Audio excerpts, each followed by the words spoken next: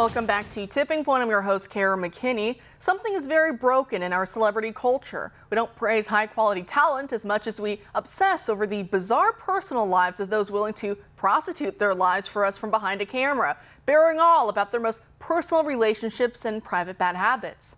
The crazier the train wreck, the more we are unable to look away. And that incentivizes the bar to get lower and lower.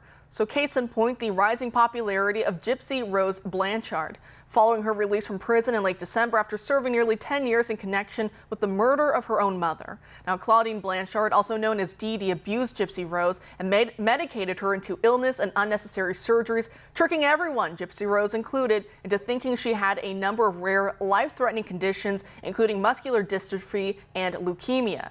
It's a tragic story all around, and it's not something to be held up and celebrated, as Joy Behar accidentally just did on The View. Watch. You are not alone in this, situation. There are other ways out. I did it the wrong way.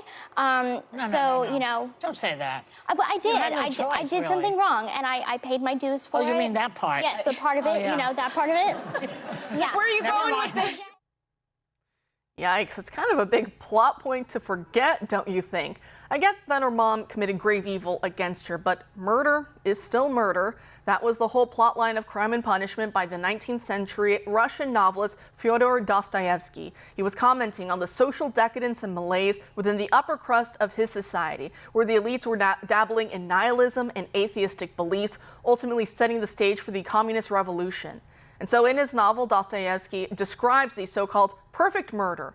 A destitute man wants to kill his old landlord, an elderly woman who he assures himself is isolated and will not be missed, is also mean and cantankerous, and who hogs up money that she will never spend when it would be better in the hands of someone with his whole life ahead of him. But of course, as he goes to kill the old lady, her elderly sister, maybe your friend, I can't exactly remember, just so happens to be there. The only person in the world that she has, and so he has to try and kill them both. It ends up being far more of a struggle than the protagonist was originally expecting. And basically the moral of the story is that murder is always evil, no matter how many quote-unquote good reasons you think you may have for doing so. And the mental anguish of the protagonist, what he goes through for the rest of the novel, is a testament to that fact.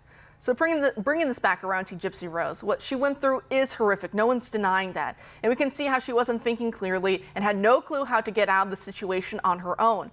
That doesn't excuse murder, and it doesn't excuse the public for turning her into a celebrity for it, as if killing your mom and tricking some poor guy with mental disabilities into doing it is the ultimate girl boss move. Our next guest tonight makes that powerful argument in this new article. So joining us now to discuss is Avita Duffy-Alfonso, the co-founder of the Chicago Thinker and a staff writer for The Federalist. Avita, thanks for being here tonight. Thanks for having me.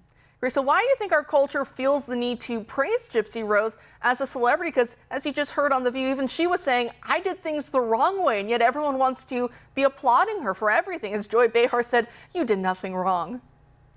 Well, it was a truly bizarre interview, and it wasn't just Joy Behar, it was Sunny Hostin who was saying that she's brave and that people can learn something from her story. I'm not sure what anybody can learn from her story. I'm not sure that she's brave. I certainly don't think that she's a hero.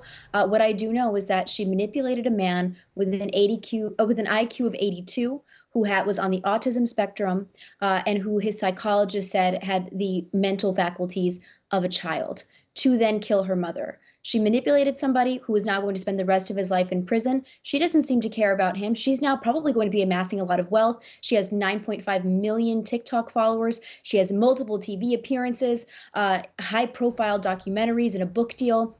This woman has become a full-fledged celebrity because she orchestrated the murder of her mother. And I think that it shows we have a really backward society, a society that doesn't know right from wrong, that seems to take the wrong lessons away from tragic events and who upholds and exonerates the wrong type of people. It really is an indictment on us.